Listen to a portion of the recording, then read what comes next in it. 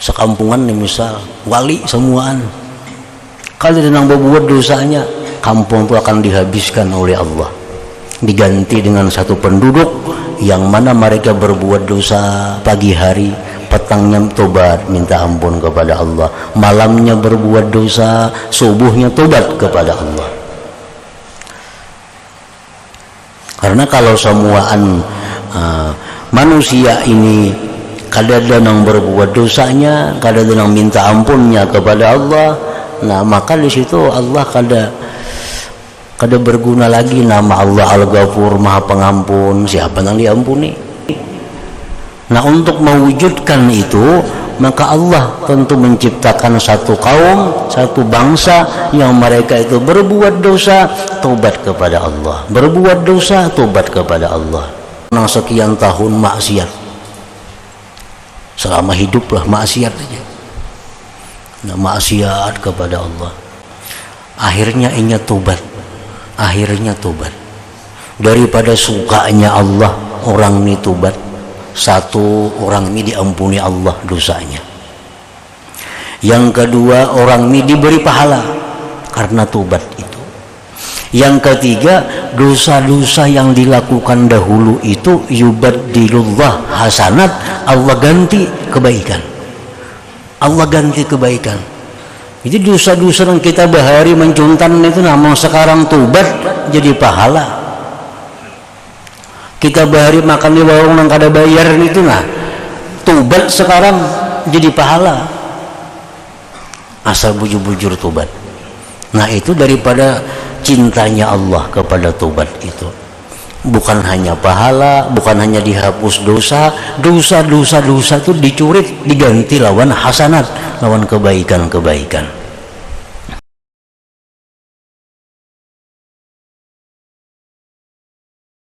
Bismillahirrahmanirrahim.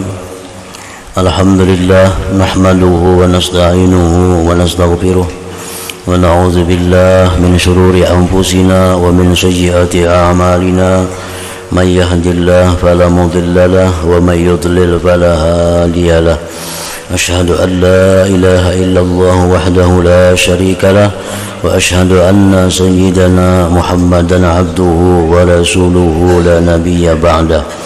Allahumma salli wa sallim wa barik ala sayyidina wa maulana Muhammadin khairil bariyah wa ala alihi wa ashabihi wa zurriyyatihi wa mawalah, amma ba'd. Yang kita hormati dan kita cintai para habaib dan para alim ulama, para muhibbin, hadirin hadirat rahimakumullah. Alhamdulillah, puji dan syukur kehadirat Allah Subhanahu wa ta'ala yang memberikan kita taufik hidayah serta inayah sehingga pada malam ini kita dikumpulkan di tempat yang penuh berkah dan rahmat ini. Kemudian salawat dan salam kita haturkan kepada penghulu para nabi dan rasul, junjungan kita Rasulullah Nabi besar Muhammad sallallahu alaihi wasallam, dan kepada seluruh keluarga, para sahabat, zurriyat dan pengikut beliau sampai hari akhir. Para muhibbin rahimakumullah,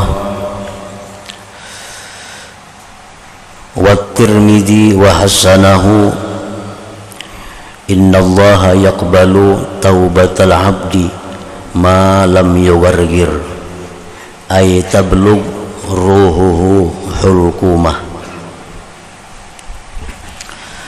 Hadis riwayat Imam Tirmidzi dan beliau menghasankan ini hadis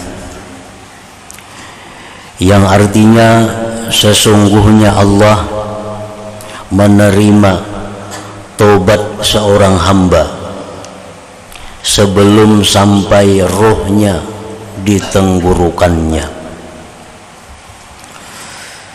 Selama roh kita belum sampai di tenggorokan, maka permintaan ampun kita, tobat kita kepada Allah masih terbuka, masih diterima oleh Allah Subhanahu wa ta'ala. Nah, hadis ini memberikan faidah kepada kita, antara lain bahwa kita diperintahkan untuk bersegera tobat itu, karena kita tidak tahu kapan roh kita itu sampai di tenggorokan. Kita tidak tahu apabila roh kita itu sampai di tenggorokan. Maka bila sampai di situ, nah, tobat apapun kada akan diterima lagi oleh Allah. Jadi hadis ini intinya memerintahkan kita untuk segera bertobat kepada Allah. Nah, oleh para ulama disebutkan kenapa kita mesti bersegera tobat kepada Allah. Yang pertama, alasannya li'an la tataraka mazdunub qalbahu. Yang pertama, alasannya kenapa kita segera bertobat, agar tidak bertumpuk-tumpuk itu dosa dalam hati kita. Kada tatuyuk, kada tatumpuk dosa. Sebab dosa itu apabila tidak bertumpuk di dalam hati, maka dengan mudah kita menghapuskannya. Tapi sudah bertumpuk-tumpuk dosa, itu semakin sulit, semakin jauh daripada taufik Allah subhanahu wa ta'ala. Yang kaya pakaian juga, yang kaya baju, sehari tapas, sehari ditapas, kadang alih membuangi dakinya, coba sebulan dipakai hari-hari, hanyar ditapas. Nah, itu berat membuangi dakinya. Nah, macam itu juga dosa. Kita berbuat dosa tobat, berbuat dosa tobat. Nah, itu mudah. Kada sampai terlalu berikit dosa itu di dalam hati kita. Nah, pertama itu kenapa kita disuruh segera bertobat. Yang kedua, kita disuruh segera bertobat itu li'an la yabja'ahul maut, supaya tidak mendahului akan dia oleh kematian. Nah, kalau sudah sampai roh itu di tenggorokan, maka sia-sialah permintaan ampun kita. Dan seluruh manusia apabila roh sampai di tenggorokan itu minta ampun kepada Allah. Minta ampun kepada Allah bila mana sudah roh di tenggorokan itu. Sebabnya apa?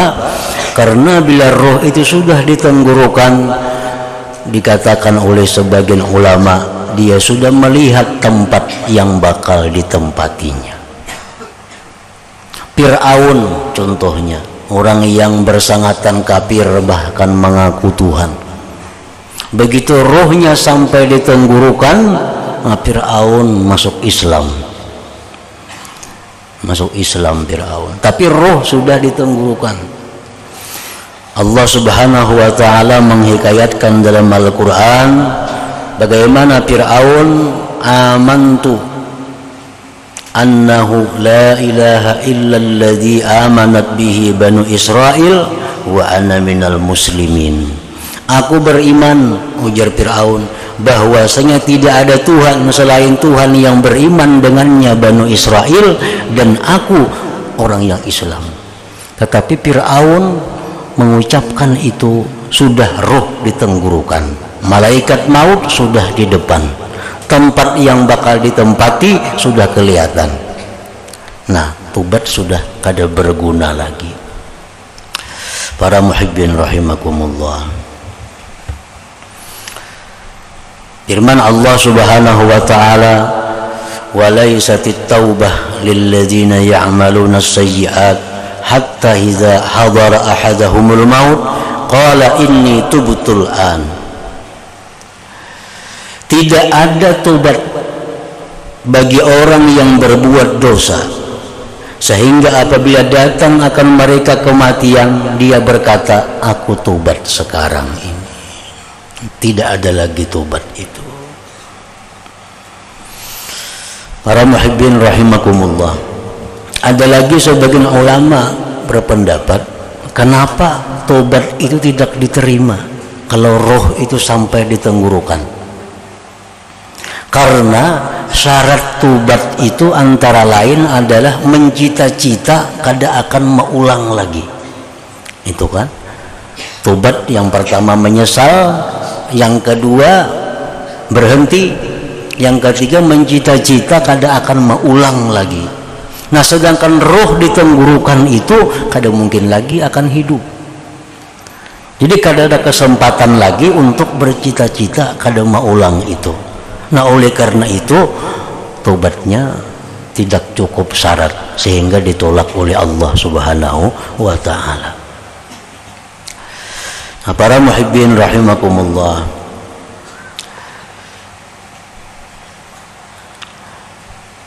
jadi hadis innallaha yaqbalu taubatal abdi ma lam yuwargir ay tablugh ruhuhu hulqumah, sesungguhnya Allah menerima tobat seorang hamba selama belum sampai ruhnya di tenggorokannya. Kapan ruh itu sampai di tenggorokan kita kada tahu. Oleh karena itu kita disuruh segera untuk bertobat kepada Allah Subhanahu wa ta'ala. Karena kalau terdahulu mati hanya tobat, nah maka itu tobat kada berguna lagi. Mati mendadak. Kalau orang yang selalu tobat kepada Allah mati mendadak itu rahmat. Mautul faj'ah rahatun lil mu'min wa akhdatu asapin lil fajir. Sabda Rasulullah sallallahu alaihi wasallam, mati yang mendadak itu merupakan kelapangan bagi orang-orang yang beriman. Banyak para nabi yang mati mendadak, mereka mendapat kelapangan. Nabi Ibrahim alaihissalam, beliau mati mendadak. Tetapi ini orang yang sudah selalu kembali kepada Allah sehingga menemui kelapangan.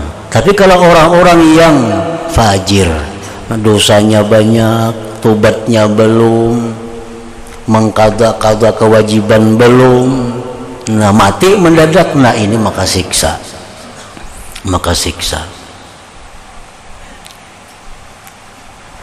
Wa akhdatu asapin lil fajir. Nah dikhawatirkan itu kita mati mendadak padahal masih banyak ketinggalan dosa-dosa lagi. Masih banyak hutang riba masih ada, mati. Deposito duit di tempat nang berbunga ada, mati. Kada sempat tobat. Nah ini nang akhzatu asapin lil fajir.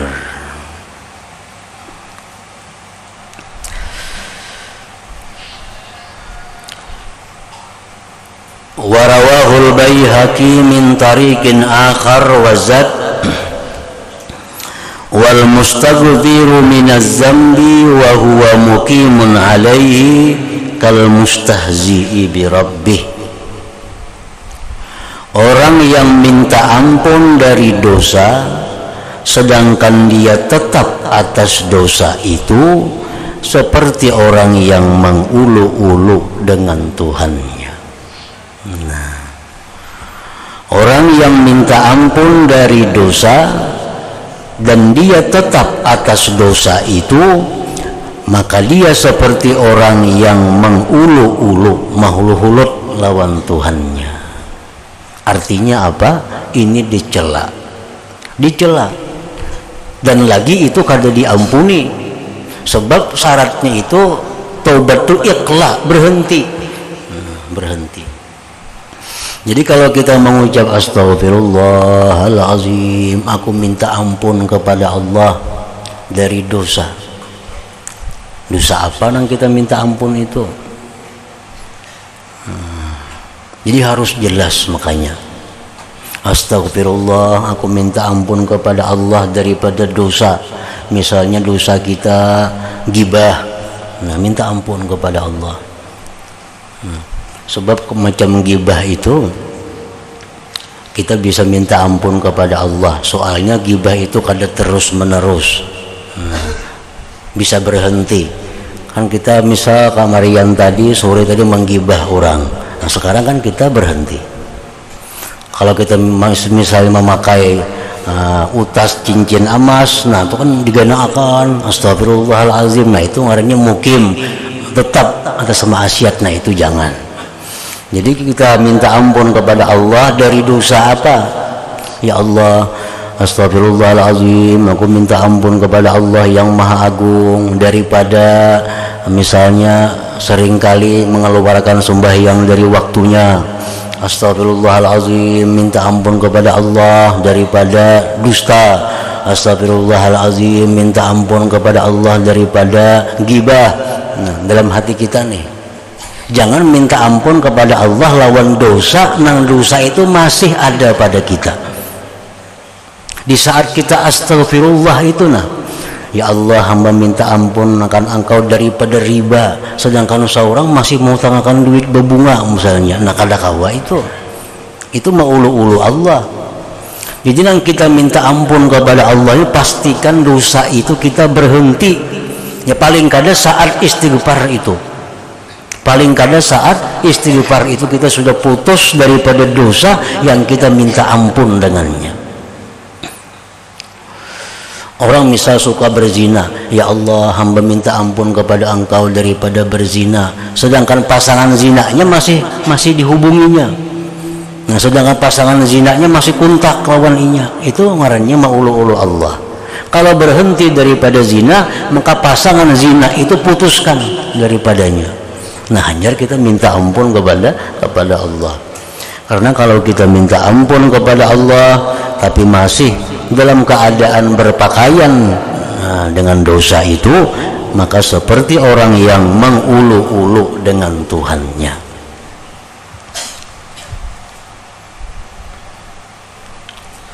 Misal kita ada utas emas berapa tahun pakai utas nih emas, nah sekarang kita ampih, kita jual dah emasnya.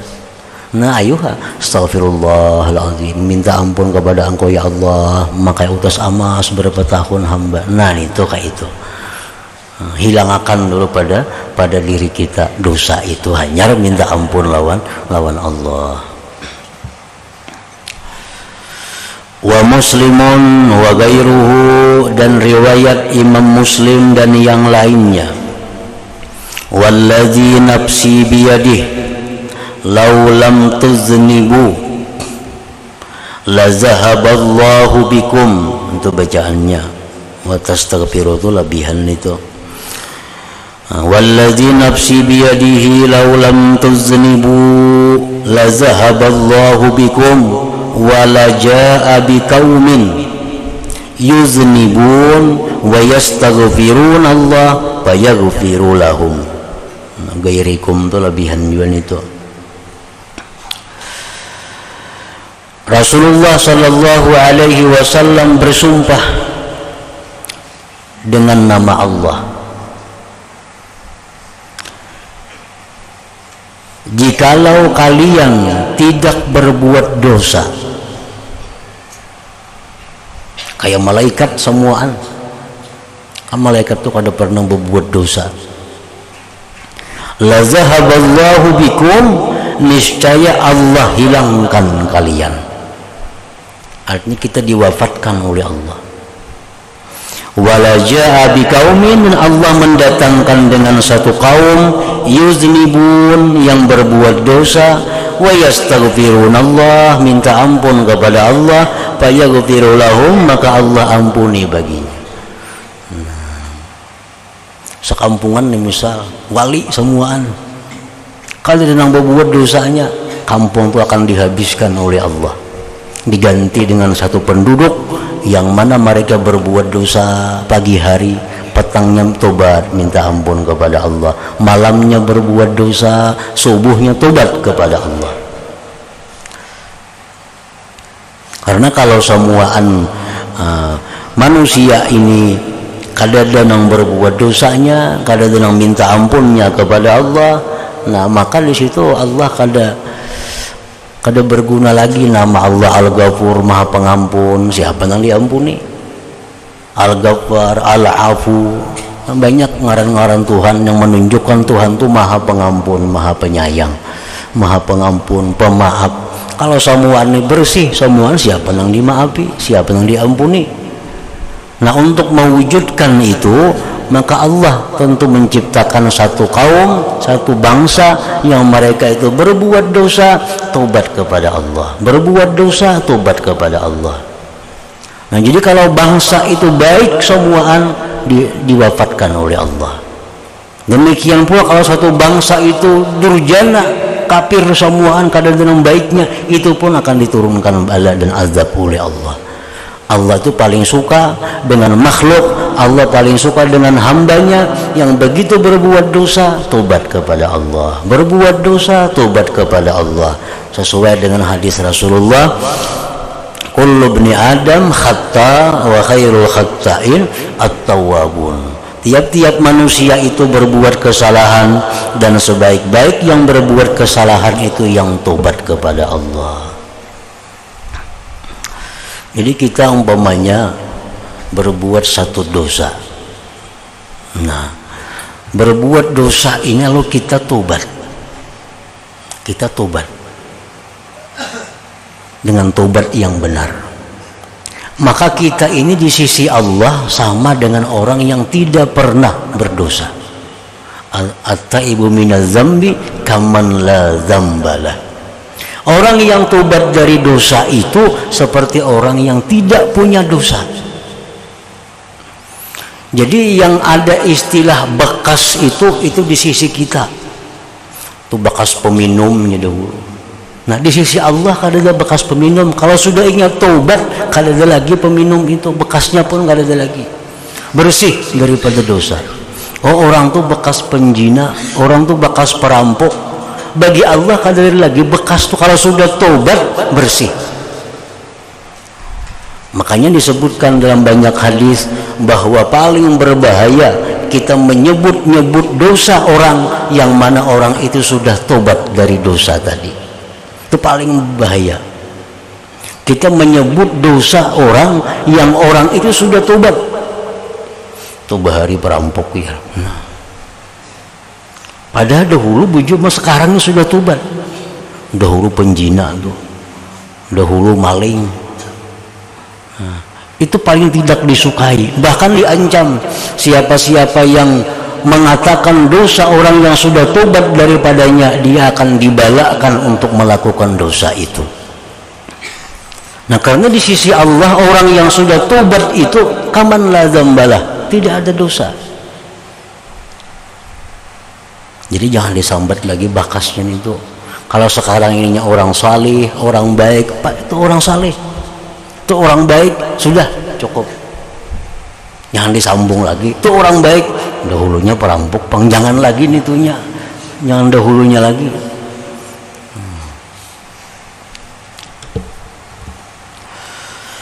Wa Muslimun, dan riwayat Imam Muslim, laisa ahadun ahabba ilaihil madhu min Allah min ajli dzalik madaha nafsah wa laisa ahadun aghyara min Allah min ajli dzalik harramal fawahish wa laisa ahadun ahabba ilaihil uzru min Allah min ajli dzalik anzalal kitab wa arsalar rusula.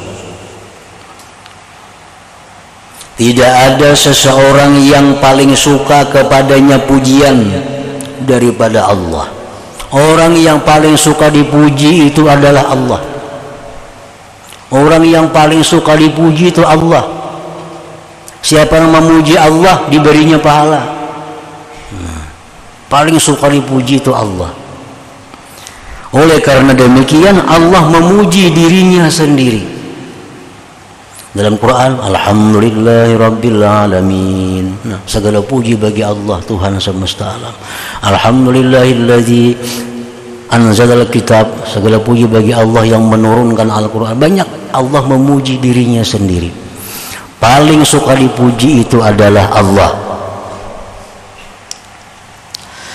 Dan tidak ada seseorang yang paling pencemburu daripada Allah. Paling panimburuan itu Allah. Oleh karena demikian Allah haramkan sesuatu yang jahat. Allah tuh paling panimburuan. Nah, panimburuan tuh datangnya di mana asalnya? Panimburuan tuh datangnya di cinta. Mungkin kita kada cinta lawan siapa kada cemburu. Nah, kenapa kita cemburu? Karena ada cinta. Nah, Allah itu paling cinta lawan makhluknya dan sekaligus paling cemburu. Oleh karena itu banyak larangan-larangan. Kita kalau mencintai seseorang sangat cinta, banyak peraturan tuh, kamu jangan ke sana, kamu jangan ke sini, kamu jangan makan itu, jangan makan ini, karena kasih sayangan nih lawan orang ini. Nah, Allah tuh macam itu, Allah paling cemburu. Oleh karena itu Allah mengharamkan macam-macam kejahatan, haramal fawahish. Walaysa ahadun ahabba ilaihi al-'udhru min Allah min ajli dzalik anzalal kitaba wa arsalar rusula. Dan tidak ada seseorang yang paling suka kepadanya tobat.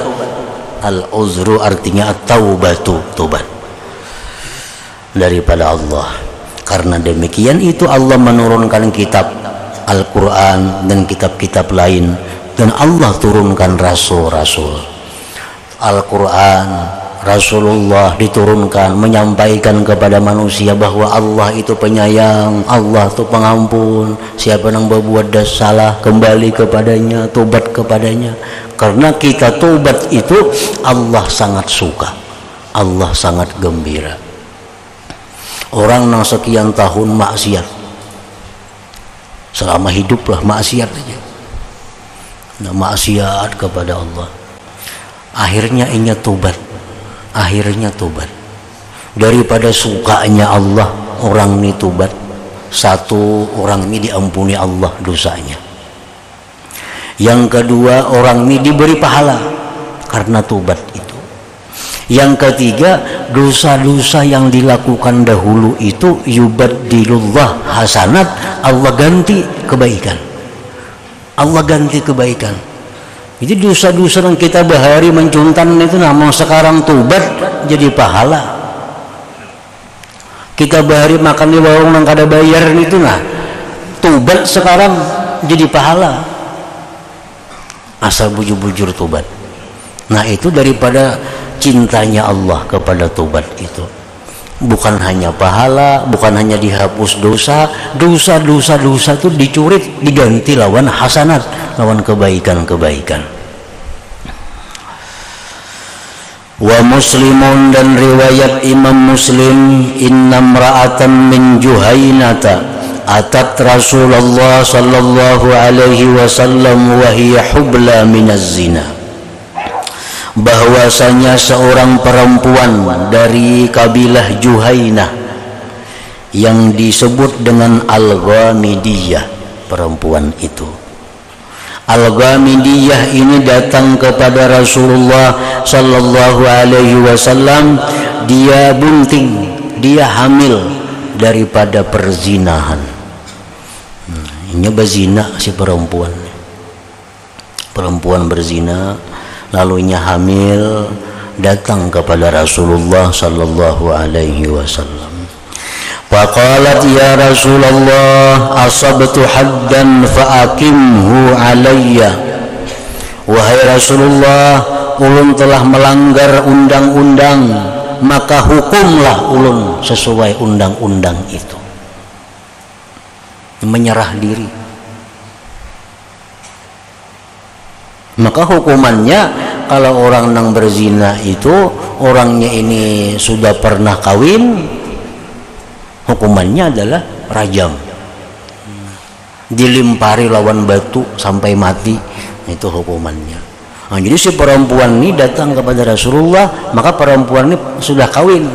Nah, datang kepada Nabi mengatakan bahwa ulun telah berzina dan dirikan hukum Allah atas ulun ini. Pada Nabiullah sallallahu alaihi wasallam waliyaha, maka Nabi kita memanggil wali si perempuan itu. Faqala, ujar beliau, ahsin ilaiha fa iza wada'at fa'tini biha. Papa ala, ujar Nabi, ini si perempuan ini kulaikam kalau iya. Nah, Nabi berbuat baiklah engkau kepadanya. Artinya jangan dicaci maki, jangan dipukuli, jangan disambati, pelihara. Bila mana dia sudah melahirkan anaknya, sudah lahir, hamil nih, sudah lahir, bawa ke sini. Nah, menurut sebagian ulama, bila sudah lahir, sudah menyusui anaknya 2 tahun, bawa datang kemari. Papa ala, maka memperbuatlah si walinya tadi, bawa bulik ke rumah, diharagu si hamil nih. Nah, hamil daripada zina sampainya melahirkan, sampai menyusui 2 tahun, habis dibawa kepada Rasulullah Sallallahu Alaihi Wasallam. Nah, ini perempuan yang semalam itu. Fa'amara biha Nabiullah Sallallahu Alaihi Wasallam. Tertinggal pa'amaranya.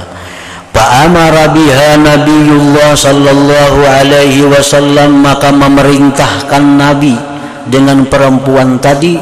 Fasuddat alaiha thiyabuha. Jadi Nabi, ini perempuan ini bawa ke tanah lapang sana, ikat dengan pakaiannya. Jadi pakaian suruh duduk, kalau bini-bini suruh berduduk. Nah, tutupi badannya dengan pakaiannya. Summa amara biha, kemudian memerintahkan Nabi dengan perempuan tadi, paru jimat, maka dia dirajam. Nah, dirajam, dikumpul orang-orang kampung, suruh membawa batu, nggak kayak ganggam nih batunya. Nah, ditawaki sampainya mati, sampai mati. Summa shalla alaiha, kemudian Rasulullah menyembahyangkan atas si perempuan tadi. Nah, habis dirajam mati, nah, dibersihi, dimandi, dikafan, disembahyangkan, dan Rasulullah sendiri yang menjadi imamnya. Faqala Umar, berkata Sayyidina Umar, wahai Rasulullah, tusalli alaiha ya Rasulullah wa qad zanat. Wahai Rasul, pian apa menyembahyangkan makanya berzina. Nah, Rasulullah jadi imam, makanya perempuan yang mati dirajam karena berzina. Qala sallallahu alaihi wasallam, Rasulullah bersabda, laqad tabat taubatan. Itu perempuan, wahai Umar, dia sudah tobat. Dia sudah tobat. Akan sebagai tobat, lau kusimat baina sab'in min ahlil Madinah lawasi'athum, jikalau dibagi tobatnya itu antara 70 orang ahli Madinah, niscaya tobat itu mencukupi akan mereka. Maksudnya, lau tabal munafiqun alladzina biha yawma idzin taubatan kataubatiha, taubatan sahihatan min nifakihim kataubatiha, lakafathum birab'i azamihim. Wahai Umar, jar Nabi, ini perempuan zina bujur, tapi ini sudah tobat, tobat yang benar. Andai kata orang-orang munafik di Madinah ini tobat seperti tobatnya perempuan ini, niscaya hilanglah dosa-dosa kemunafikan mereka itu. Padahal dosa munafik itu lebih berat daripada dosa perzinahan. Wa hal wajadta abdala mimman jadat bi nafsiha lillah azza wajal, adakah engkau dapati wahai Umar akan orang yang lebih mulia daripada orang yang mengorbankan dirinya untuk Allah azza wajal. Nah, ini perempuan ini orang yang sangat mulia, dia berani mengorbankan dirinya hanya untuk mendapat keridhaan Allah subhanahu wa ta'ala. Nah, ini hadis oleh para ulama banyak memberikan faidah-faidah, antara lain yang dapat diperoleh di situ bahwasanya orang yang sudah tobat daripada dosa, orang bersih. Nabi pun mengimami, menyembahyangkannya. Yang kedua, bahwa hukuman zina itu tidak bisa gugur dengan tobat. Kalau bisa gugur, orang melakukan perzinahan, tobat kepada Allah sudah, hukuman tetap ada. Kalau kata di dunia, di akhirat diserahkan kepada Allah. Allah bisa menghukum, bisa ada. Cuma hukumannya tetap ada. Lain orang membunuh. Orang membunuh itu kalau hanya membunuh, nang keluarga memaafkan aja kalau dia jadi hukum. Kalau zina ini kada. Sama mencuri. Nah orang mencuntan itu mencuntannya dapat malingnya, mulicaknya tetap potong tangannya. Jadinya orang sudah tobat, walaupun tobat tetap dipotong tangannya, karena itu hukum Allah Subhanahu wa Ta'ala. Nah, yang ketiga yang diambil dari hadis ini, bahwasanya mendirikan hukum Allah itu adalah kewajiban dari pemimpin. Ini Rasulullah, pemimpin waktu itu, datang orang melakukan kesalahan, minta dihukum. Nah, mendirikan hukum Allah itu suatu kewajiban bagi pemimpin. Dan pemimpin-pemimpin suatu bangsa yang melaksanakan hukum Allah pada bangsa itu, yang melaksanakan hukum Allah pada negeri itu, maka negeri itu dijamin oleh Allah dapat kemakmuran, dapat keamanan dan ketenangan. Ini suatu negeri yang di negeri itu dilaksanakan undang-undang Allah, itu negeri dijamin makmur, dijamin aman dan tentram. Di sini orang maling, ini hukumannya hukum Allah. Orang berzina, hukum Allah dipakai. Orang membunuh, hukum Allah dipakai. Kalau hukum Allah ini dipakai, maka dijamin negeri itu akan aman. Ila hadratin Nabi sallallahu alaihi wasallam. Al-Fatihah. Alhamdulillah minasyaitonir rajim. Bismillahirrahmanirrahim. أشهد أن لا إله إلا الله وحده لا شريك له وأشهد أن سيدنا محمدا عبده ورسوله